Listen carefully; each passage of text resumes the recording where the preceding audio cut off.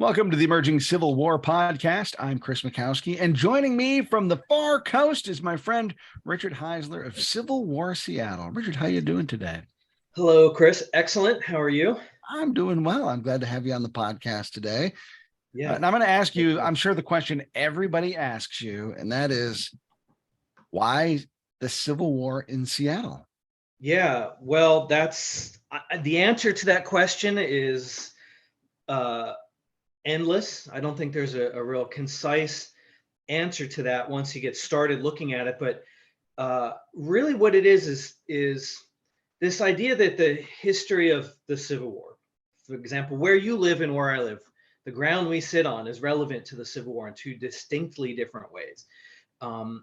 Yours in the fact that the battle happened right where you live, right outside of your back door there in Spotsylvania. And here, just outside of my door, is the land that was settled and homesteaded by a veteran of that conflict. And that's kind of really what the core connection is here we had thousands and thousands and thousands of veterans of that conflict that came and were part of the pioneering generation in our area, whether it's in Seattle or Washington State as a whole.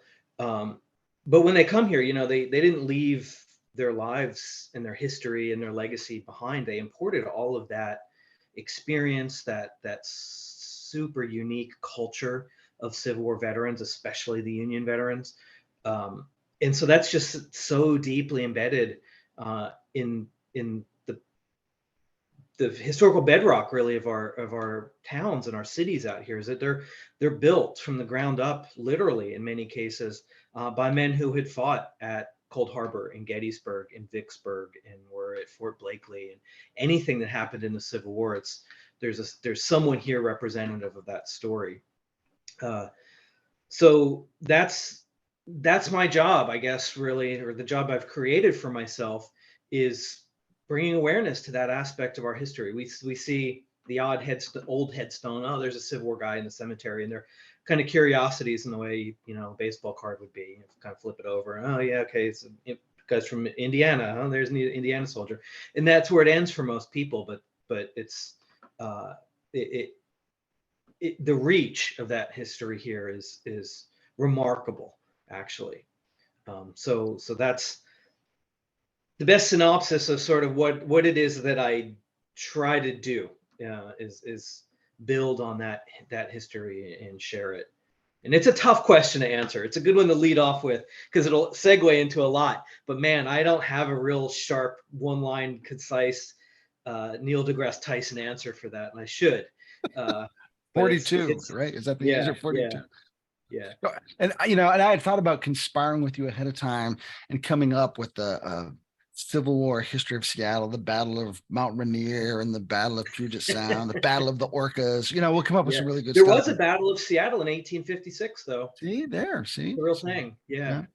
But really, I think what's remarkable about Civil War Seattle is just, it's the story of America, I think. I mean, absolutely. Here we have this huge, conflict out in the East, and its ramifications ripple all the way to the West Coast with these guys. Yeah. And I think I was just thinking about this yesterday. This is a really good point that you bring up, is that there's a lot of awareness in these soldiers themselves that they were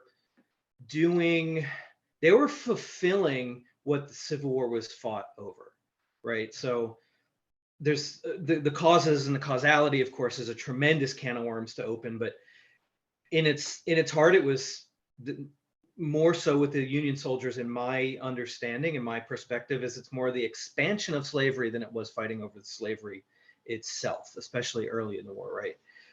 These territorial sort of what's going to become of America, whether it's going to be a free or slave country in the Nebraska, Kansas, everything that's happening with that. The Civil War is sort of the solution to all those problems and those questions.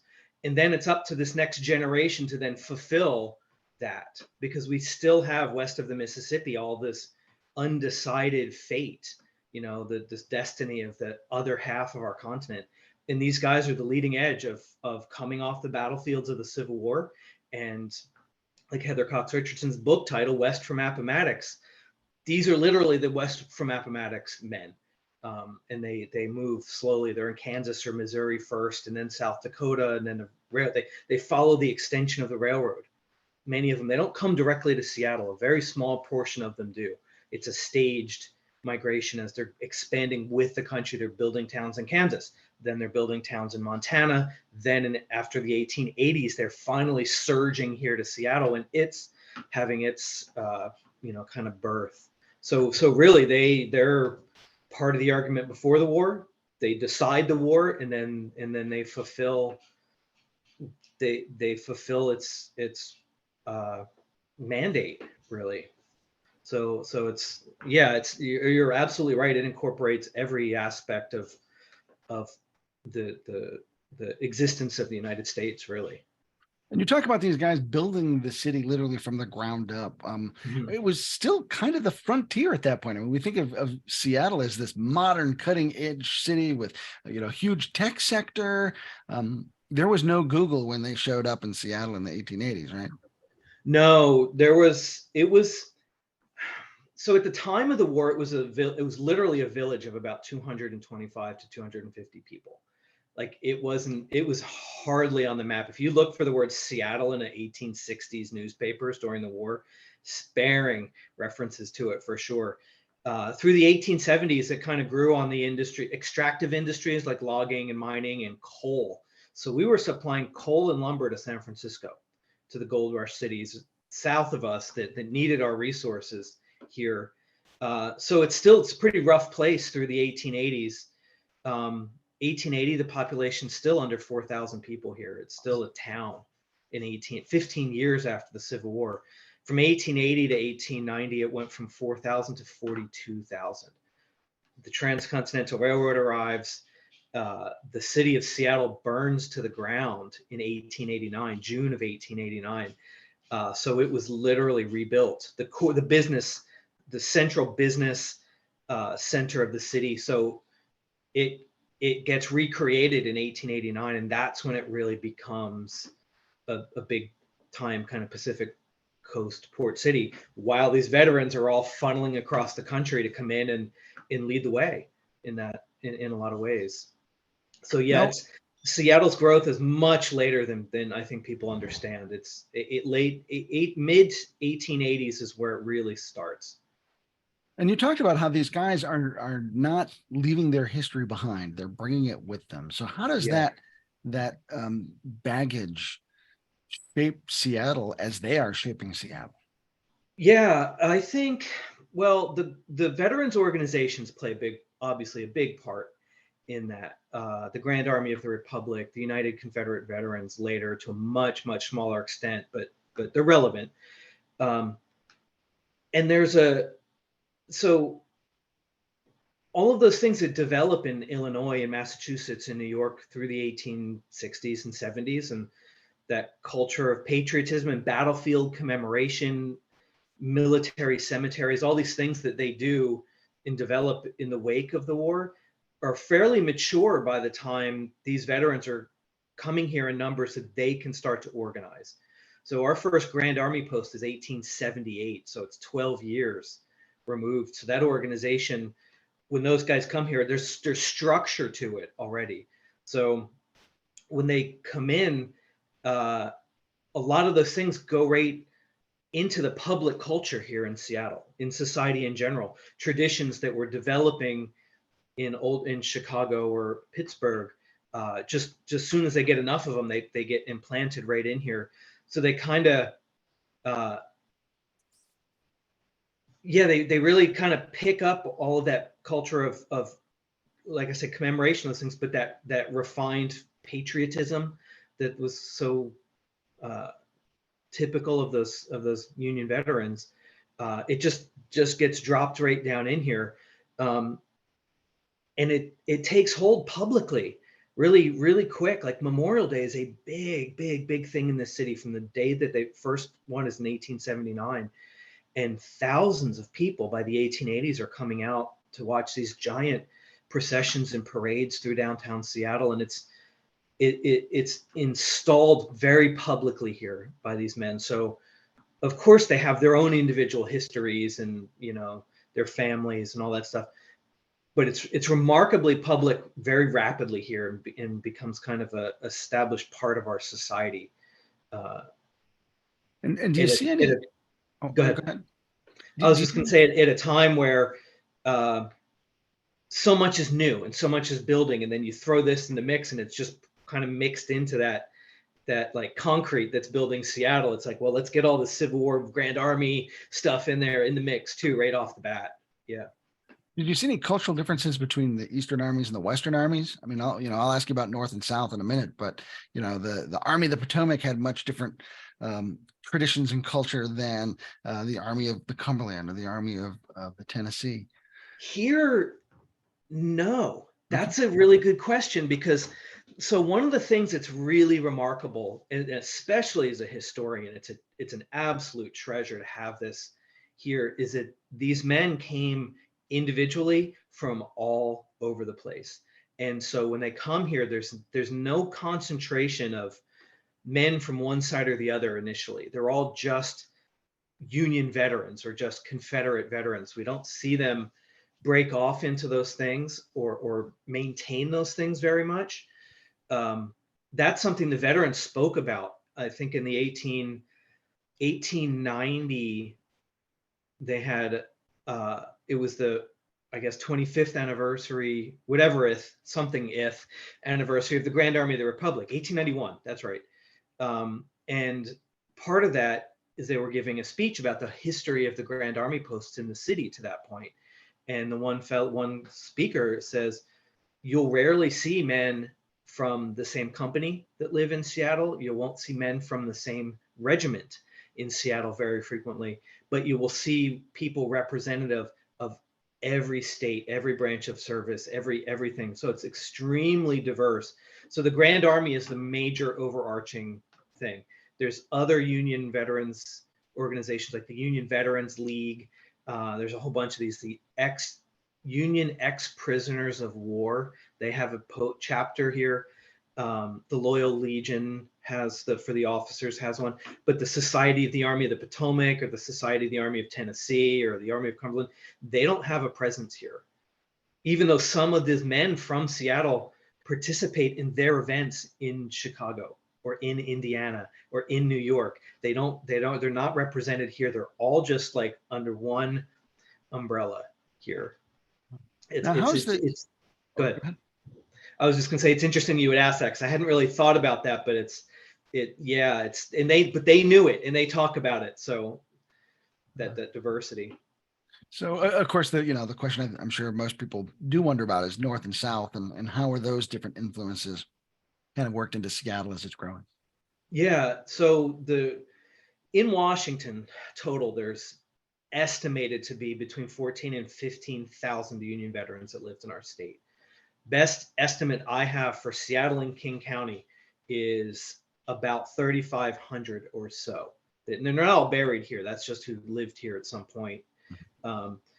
Confederates, on the other hand, I think the best estimate that lived here was about 400 statewide, and about 150 in the city. So Wow. the scale of, like, we've got this many, like our Union Grand Army of the Republic post probably numbered 1,500 men in the city, and the Confederate veterans posted, its peak was 40.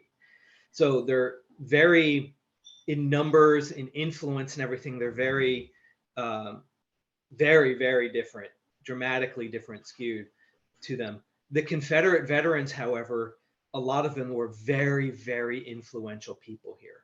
So the impact levels out just by kind of who some of these guys were in the city. And so how well known they were, what positions they had in government or civics, or in just as a reputation as an orator or these kind of things. So for being so small in number, their influence is pretty significant. The United Daughters of the Confederacy, of course, with their work in amplifying, I guess you would say, the legacy of their fathers and grandfathers, was really quite significant in the 1920s here. Makes you think there were more Confederates here than there were, because the United Daughters are just, the volume of what they do is they speak with a very loud voice in that time period. So it's kind of mixed. You'd think there aren't that many, but then they're actually more influential than they should be anyway. Um, but it's a unique part, and it was celebrated by Seattle, the Confederate veterans. Um, Probably not by African Americans in Seattle so much. I've seen some comments about with them in the Southerners. Like I've seen some little hints of language between people who had come from the South here to the city, that there may have been a little conflict. But by 1910, when the Confederate veterans are in the Memorial Day parades together, I mean, Seattle goes crazy when the Confederates come along in the parade and Crazy in a screaming. good way. Yes, Okay. yeah, they say they scream themselves hoarse. Thousands of people, like you can't even hear yourself because the crowd volume is so loud, and so it is a complicated thing. But for so few of them, they definitely left a mark for sure. So there was definitely a reconciliationist sort of vibe to the thing, as opposed to Very, keeping in their camp. Yeah. yeah, very much so. There were some on both sides who seemed to have been vocal about uh, not burying the hatchet. Some of them went to their grave, not like never forgiving. But it's a trademark of our Seattle veterans, uh, I think, for their efforts of vocal public reconciliation well before you see it on a national level. In the 1880s, they're marching in Memorial Day parades together here. By the 1890s, they're having blue-gray reunions in 1891, which is quite early. We don't see too many of those until the GAR National was in Louisville, Kentucky, I think in 96 or 97. That was the first time that GAR had their national event south south of the Mason-Dixon, so to speak. But Seattle was doing it, 6-8 years before that. And they're very, very public about it. So they're on the kind of leading edge, I think, of that sort of thing here. And I think this goes back to your comment earlier about how the Civil War story of Seattle is the story of America. And after the war, America immediately starts looking toward westward expansion, and Mhm. in many ways, Reconstruction in the South is a failure because America doesn't have the attention span to see it through because they're looking at the West, and we've got all this going. Yeah, So you have all these Northern veterans that are kind of swept up in that idea of westward expansion, and yeah. fewer Southerners are looking in that way because they're kind of hunkered down getting through that Yeah. Reconstruction period. So it's kind of There's interesting how that plays out. Yeah, that's a great segue to a really interesting account that we've just come across. So there's a Confederate veteran here by the name of Frank Reed. He was a young artillerist with Nathan Bedford Forrest. Uh, he was deeply committed to Reconstruction in Tennessee. Right at the minute the war stopped, he's immediately denouncing slavery. He's very, very much like a liberal Republican uh, in Nashville, and he's working with Reconstruction government. He ran for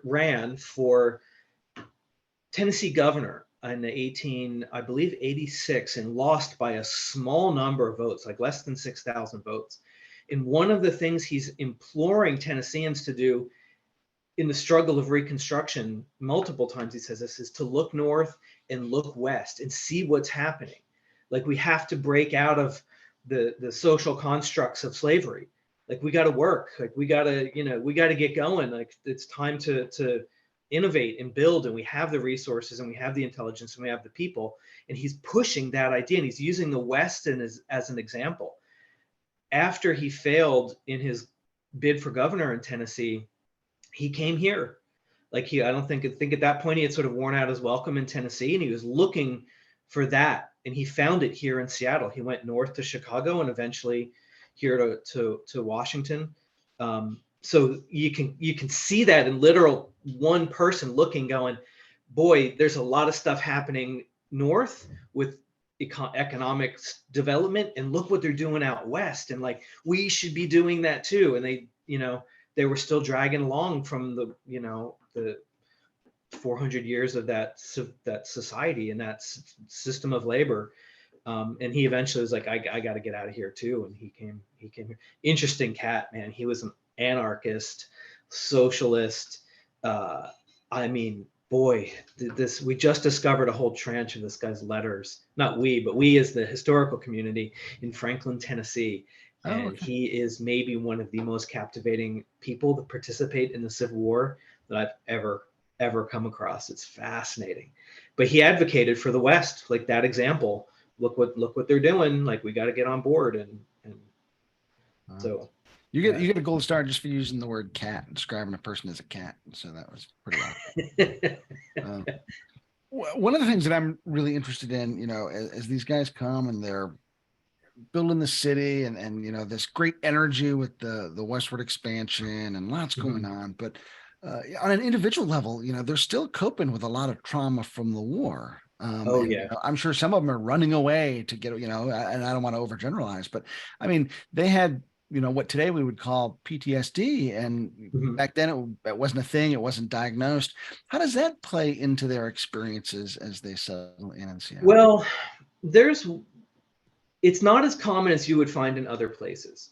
Um, I think I've seen the example of Kansas in the wake of the wars being a place that men looking to get away from the war went. Um, I think that may have been sort of the filter a little bit of some of those initial like states where you could get by railroad and you could start a farm and you could make your homestead claim.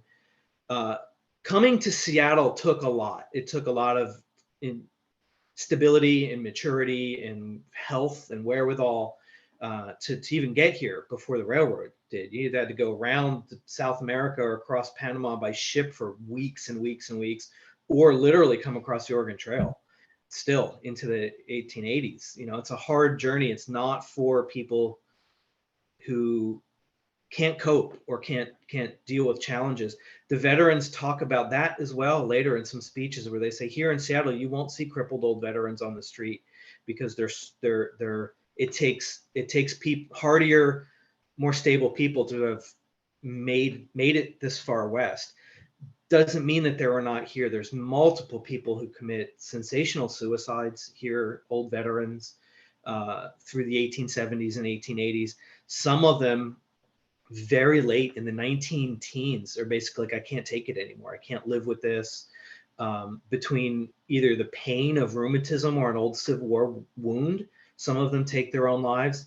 Some of them are just like, I can't, they'll leave letters and say, I can't fight this anymore. And these are guys in their 70s at this point. So they've endured this for 50, 60 years sometimes. So you do see it. And you see there's a few that are chronically homeless in Seattle, that they get sent to a soldier's home and then they run away from the soldier's home to go live like someone would live homeless in this city today. They're drinking, they're living in a tent under the bushes near the football stadium. Like it's in the same neighborhoods in some cases as where some of that chronic homelessness that we see all over Western cities now. You could go, oh man, this guy, I read this guy's story that ran away from a soldier's home. And I'm like, he's living in the same, if you go there today, there's probably a burned out RV in a tent with people that are on fentanyl or alcohol addiction or whatever in the same place. So it's the same stuff on a small scale, but it's if when you look under there, you can start to find these. They're harder to find because there's no records of them. These guys, they're not going to show up on a census report or something. It's something had to have happened for them to wind up in a newspaper article or something to get some hint that they're there. But there's a lot of troubled people.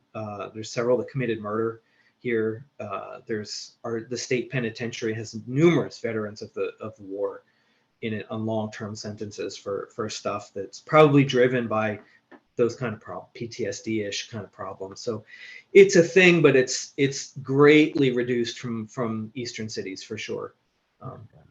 And again, I want to make sure I'm being clear that I'm not trying to overgeneralize, because I'm sure the motivations for going west are as varied as the Yeah, motivations for signing up in the first place.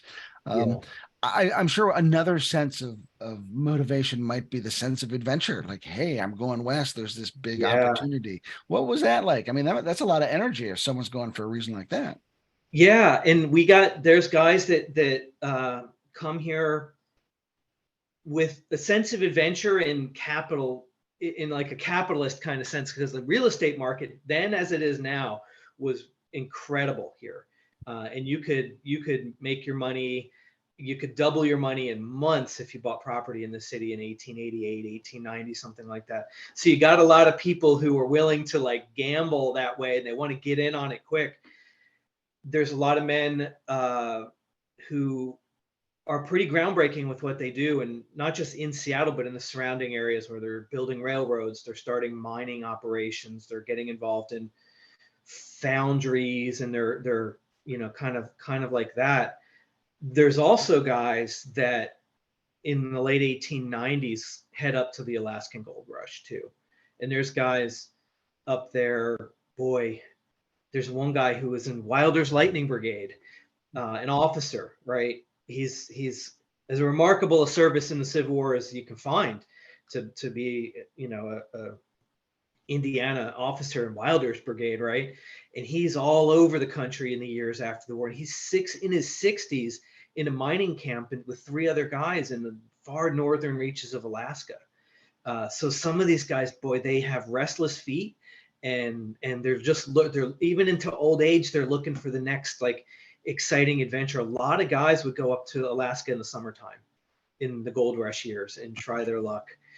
So some of them, yeah, they just had that like, while just go out into the wilderness and see what you can find.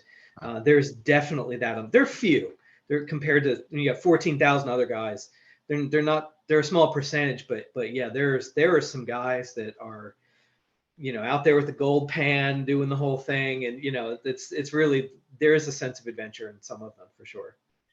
Now, as you have this influx of folks showing up from the East, what's that like for the folks who already live in Seattle? What's that like for the indigenous folks who are there to suddenly have this culture shock show up that's very specific to the Civil War?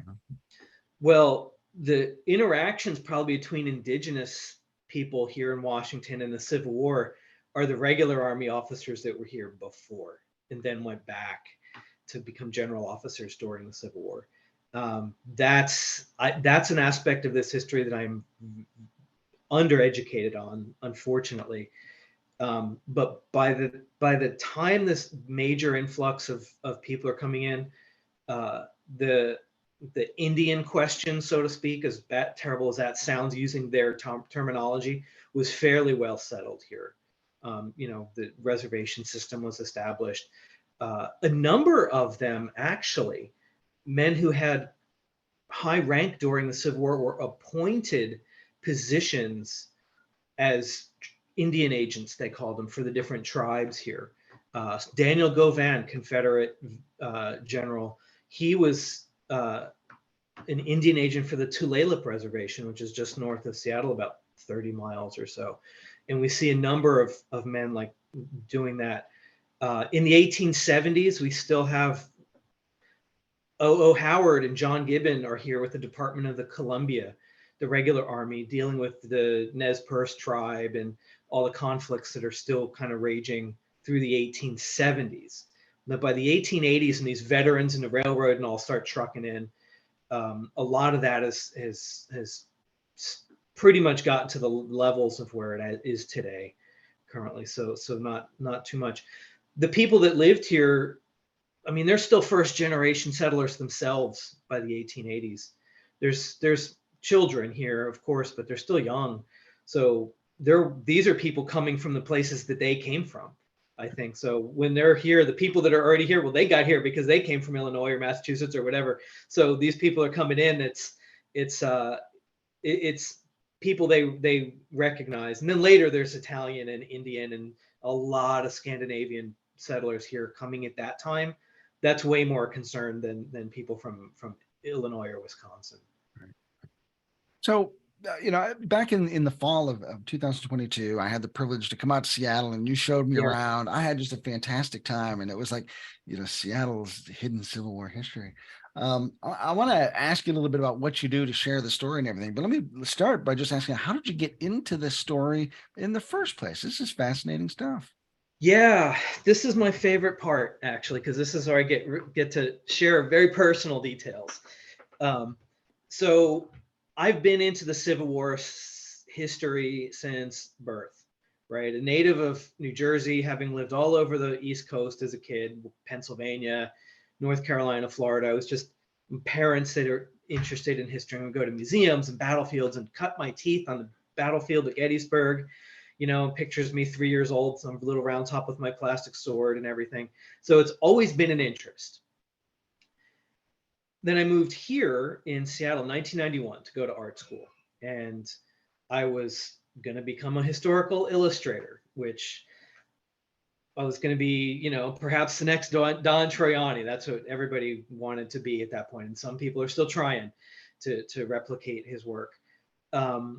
And I was still like, man, I love this history. I want to do this. And I moved here because my mom was here and I spent time here. Like, I got to go to Seattle. I got to get out of Florida.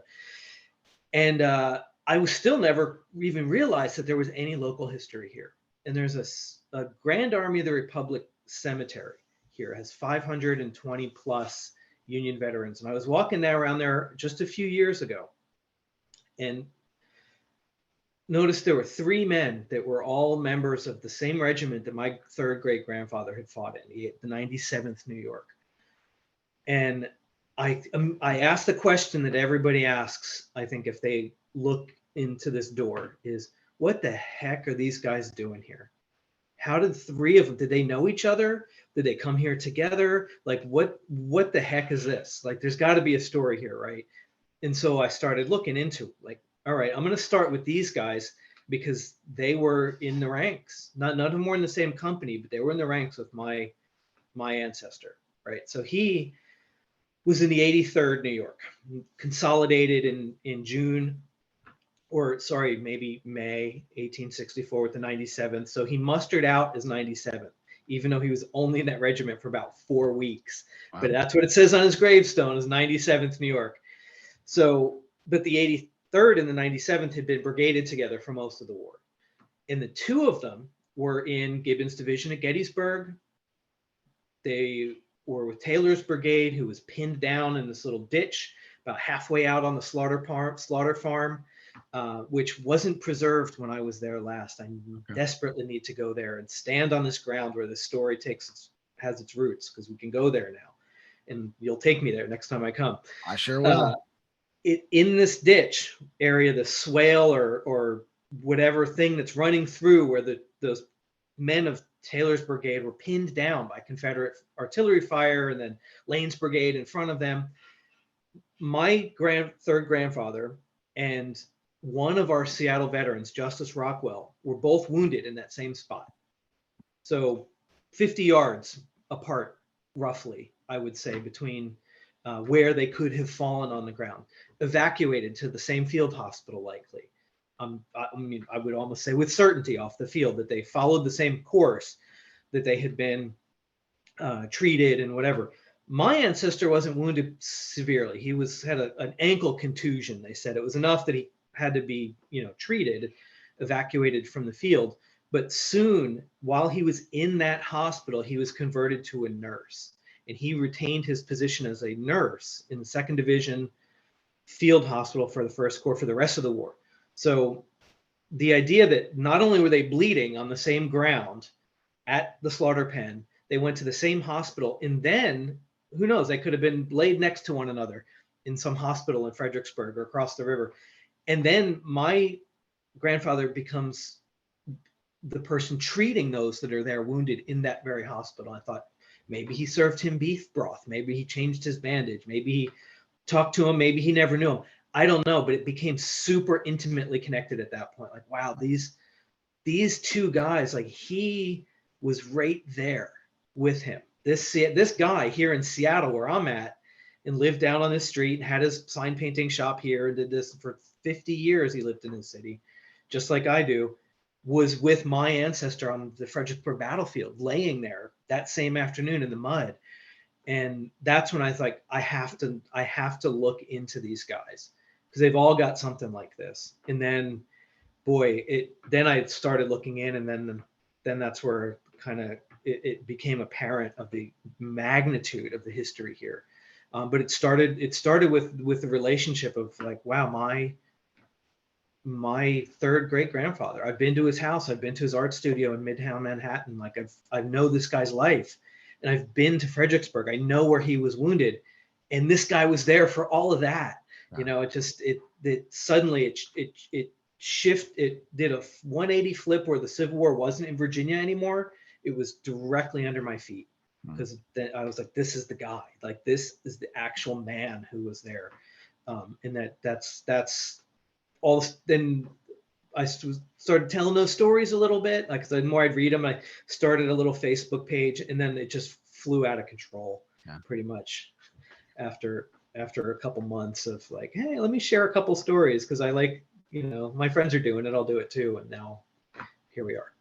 Well, and certainly by bringing these people to life in their stories and sharing them, which I think is what all good historians want to do, is make sure these stories keep getting told.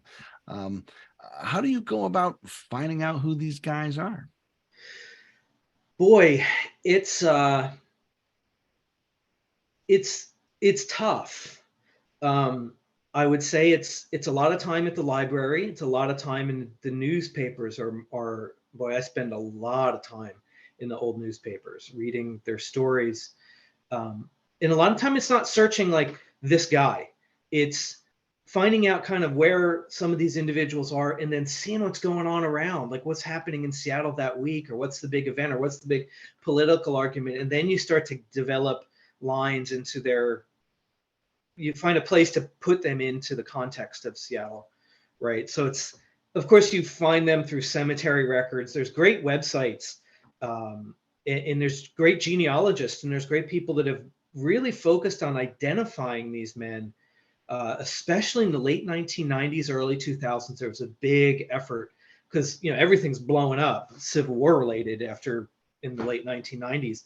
So there was a big surge in interest here, and they went through a lot of these cemeteries. People went through and went through the census records and the cemetery records and found all of them. So, and they were marking their graves and all of that stuff. So what I do is take advantage of that, knowing that I don't have to do the genealogy homework, that there's already people that have put years and passionate work into that helps me then look into who these guys are, and look into their stories, military histories, going back through regimentals and all the books that all you guys write, and just pull pieces out here and there, and kind of create kind of folders on each one of these guys, or start to lump them together. And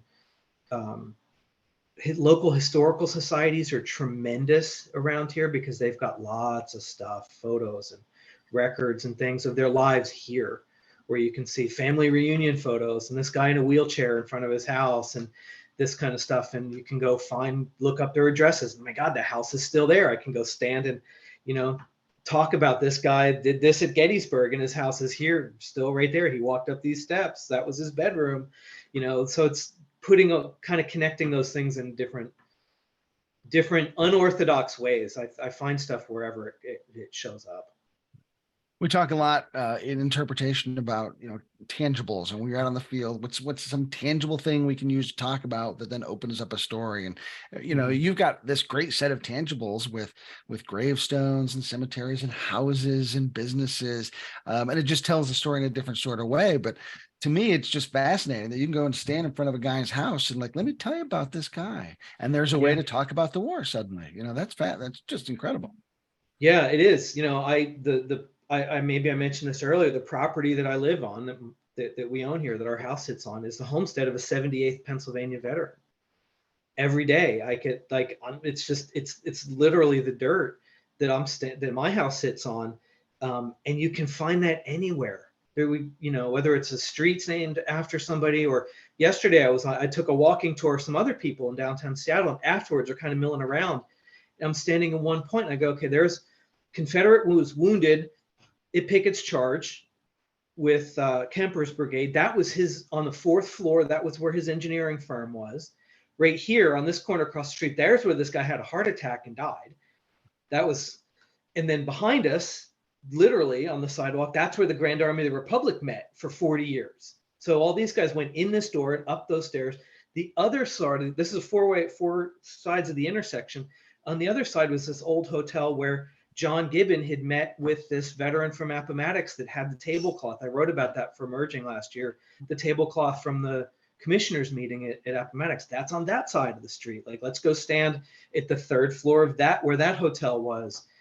So you can really, I mean, literally stand in their footsteps, the same as you can on the Gettysburg battlefield here, if you know where to look.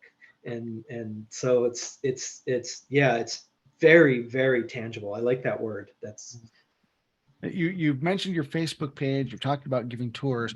How is it what are the mechanisms you use to share Seattle's Civil War history with people?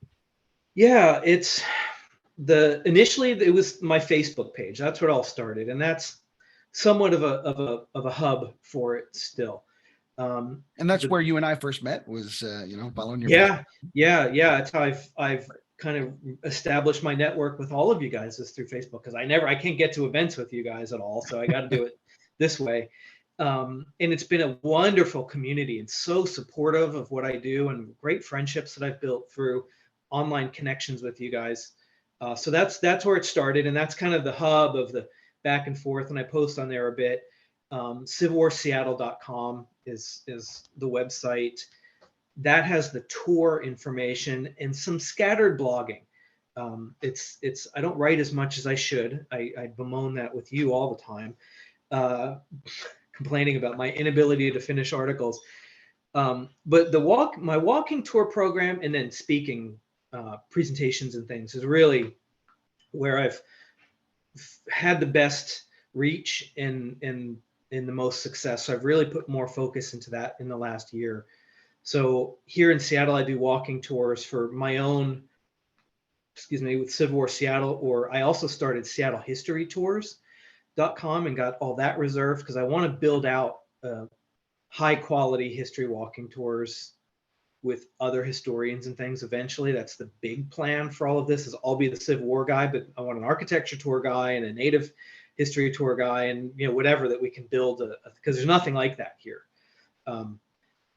So the walking tours, now I do a number of different programs, different historic cemeteries and neighborhoods, and coming up next month will be Seattle at Gettysburg for the 160th. We'll go tell the story of the Battle of Gettysburg through several dozen veterans who were there in the cemetery. And this guy was let's look, 10 o'clock, July 1st, 1863. Who was there? Well, we've got these 8 guys. This guy was here. This guy was here. This guy was doing this. This guy was wounded, so he's laying on the ground over there. And we can paint the entire portrait of the Battle of Gettysburg that way. It's a remarkably fun thing.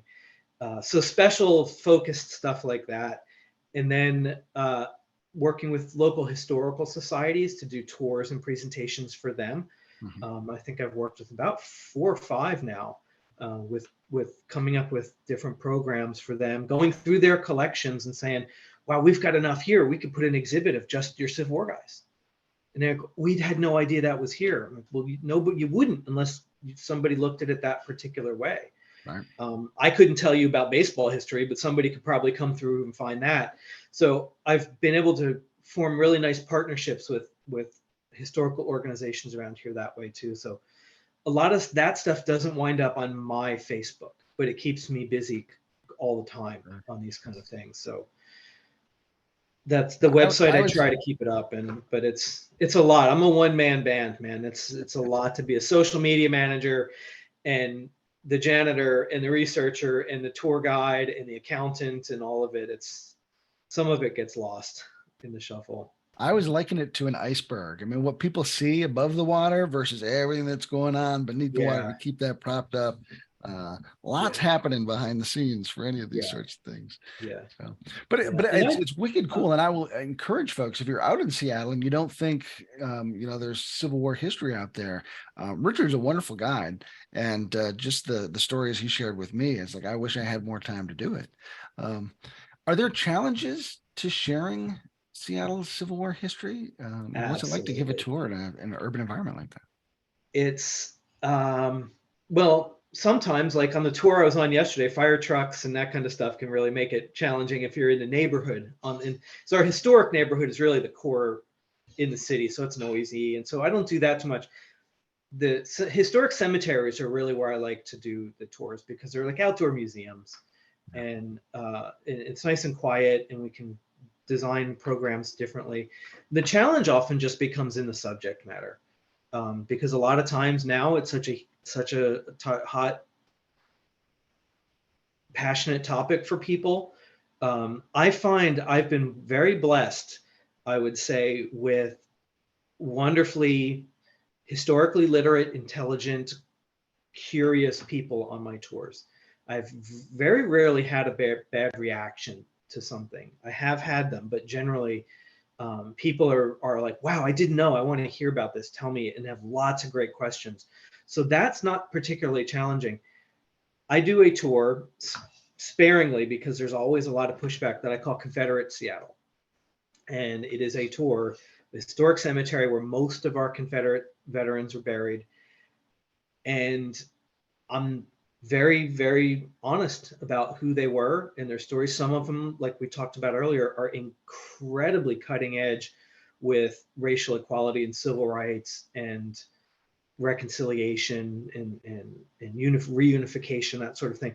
Others were owned 50 slaves and went to their grave like as unreconstructed a rebel as you can have. But a lot of times I can't even get to that, because they hear or see the word Confederate and they just ignite in a, like, I don't even, they're just triggered by that word. And I'm like, you don't even know what I'm going to say, but they think I'm going to be out there, Charlottesville with tiki torches and stuff, just by mentioning the word Confederate. So there's a lot of pushback to certain subjects, which doubles down my commitment to needing to tell the story. Because I'm like, if you heard what I'm going to talk about, you get something to consider out of this, rather than just being like, rah! And it's the other way too. People, I've had people on tours that want to defend the Confederates as unreasonably so, and I say that's not how it was either. Let's try and kind of get through this conversation. So it can be challenging, but it's necessary. That's what we're doing this stuff for. It's not to tell a neat story here and there. It's like, man, we gotta learn from this too, not just be entertained by it. And you might be in Seattle and you're having the same challenges I might have here in Chancellorsville. So it's all the same. That's right. I'm sure that it's different in some ways. Some aspects here are going to be way more elevated than they would there, and vice versa. So it's you got to roll with it. On every tour that I do, I look around and I go, all right, well, let's see what today's going to bring. But usually it's really good. I think it's tremendous, to privilege to be able to share that stuff with people, and have it received well. I couldn't agree more. Richard, I'm gonna have to get you back on here and share some specific stories of some of these individuals that you've been learning about. That'd be a lot of fun. But anything I haven't asked you that I should have asked you today? Oh man. Not really. I'd say it was, just hop on and chat a little bit. I thought it'd be kind of fun to catch up. So nothing specific. I will be focusing coming up here pretty soon, and I'm going to try and get some video content for you guys with talking about that tangible stuff, because it's the 160th anniversary of Gettysburg coming up. And I'm working on a book, and it's a major focus of mine, is the Washington delegation to the 1913 reunion, which we're going to now have the 110th anniversary of, which we love these round numbers, right, as Civil War people. And that's one where I've really laid out where I'm like, let's go to where some of these things created were relevant to that trip. So Washington sent the largest delegation of any Western state with a chartered train that took multiple days back and forth to get to Gettysburg. It's a wonderful story, incredible accounts of the Battle of Gettysburg that you will only find in the diaries of people in Seattle that are in a family connection. And I mean, there's like stuff, it's amazing stuff. So I want to get that somehow integrated. So I'm going to try and get Emerging Civil War, some video on the site of this is where this event happened, this send off, this parade, these speech was given here. This is what they said going back to Gettysburg and all that. So I'm hoping I can encourage people to keep an eye out for that Seattle Gettysburg stuff coming soon, because that's a strong passion of mine, that topic. So we didn't really touch on Gettysburg's, but that's boiling up right now coming into these next couple weeks. So it's good that we didn't, because we may have spent the whole time talking about that. We'll get you on. We'll talk about that again too. So yes, yeah. Very good. So again, the website and the Facebook page. Yeah, Civil War Seattle. So if you just Google it, you'll find the website, any social media platform, whether it's Instagram, Facebook, TikTok, all, it's Civil War Seattle. It's the same name wherever you get your information about the Civil War, or anything on the internet. If you just put Civil War Seattle, you'll probably find my stuff. Wonderful. Richard Heisler, thanks so much for being with us today. Thanks for having me, Chris. Oh, wonderful. I'm Chris Mikowski. Thanks so much for being with us here on the Emerging Civil War podcast. We'll see you online in Seattle and on the battlefield.